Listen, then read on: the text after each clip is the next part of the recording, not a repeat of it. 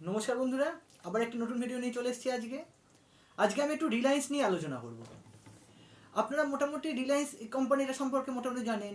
এখন সবার ঘরে ঘরে এখন জিও রয়েছে, এই জিও কোম্পানিটাও রিলায়েন্সের আন্ডারে। আজকে হঠাৎ আমি রিলায়েন্স নিয়ে আলোচনা করব কেন সেটা নিয়ে বলছি।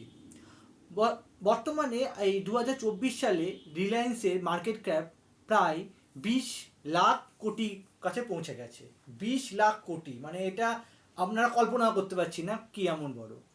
কিছুদিন আগেই শুনেছেন যে আম্বানি মানে মুকেশ আম্বানির ছোট ছেলের বিয়ে হলো, সেখানে মার্ক জুকারবার্গ এসেছিল, বা মাইক্রোসফটের যে সিইও সে এসেছিল, বিভিন্ন রকমের বলিউড স্টার সকলেই এসেছিল, সেটা আপনারা প্রথমে শুনেছেন।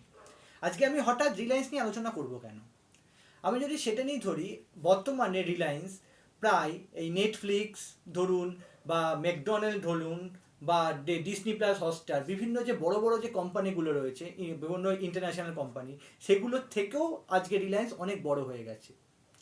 আমি যদি কিছু বছর আগের কথা ধরি 2005 সালের কথা ধরি, 2005 সালের আগস্ট মাসে এই রিলায়েন্সের মার্কেট ক্যাপ সেই সময় ছিল 1 লক্ষ কোটি টাকা।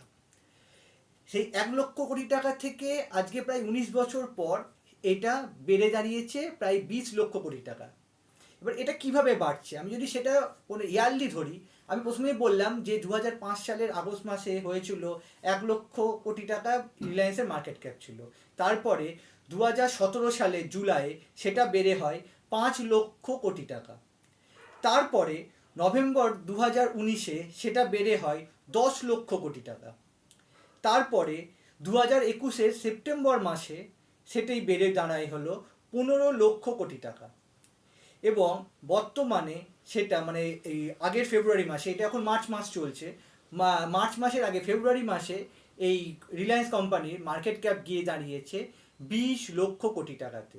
তাহলে দেখলেন 2005 থেকে 2024 এই 19 বছরে রিলায়েন্সের মার্কেট ক্যাপ বেড়েছে 19 লক্ষ কোটি টাকা, মানে প্রতি বছরে হিসেব করলে 1 লক্ষ কোটি টাকা করে বেড়েছে।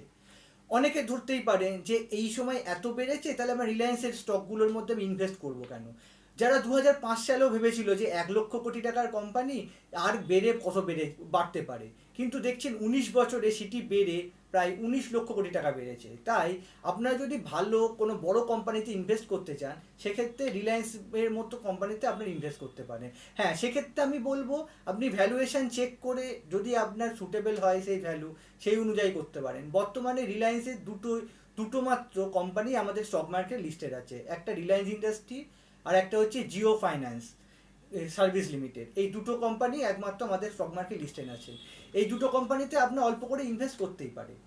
আমার এই ভিডিওটা যদি আপনাদের ভালো লেগে থাকে, তাহলে অবশ্যই আমার চ্যানেলটিকে সাবস্ক্রাইব করে বেল নোটিফিকেশনটি অন করে দেবেন, তাতে আমি যে নতুন ভিডিওগুলো আপলোড করবো দ্রুত দেখতে পান।